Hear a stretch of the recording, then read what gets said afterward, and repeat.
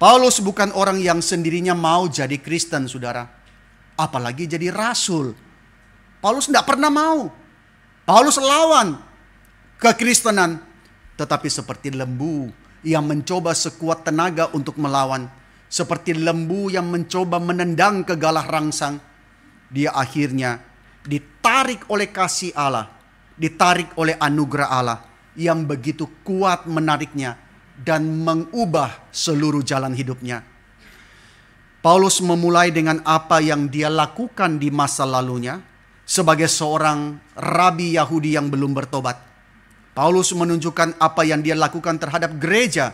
Dalam Galatia pasal pertama ayat 13, Paulus mengatakan, sebab kamu telah mendengar tentang hidupku dahulu dalam agama Yahudi tanpa batas. Wah, ini luar biasa, saudara. Dia menganiaya tanpa batas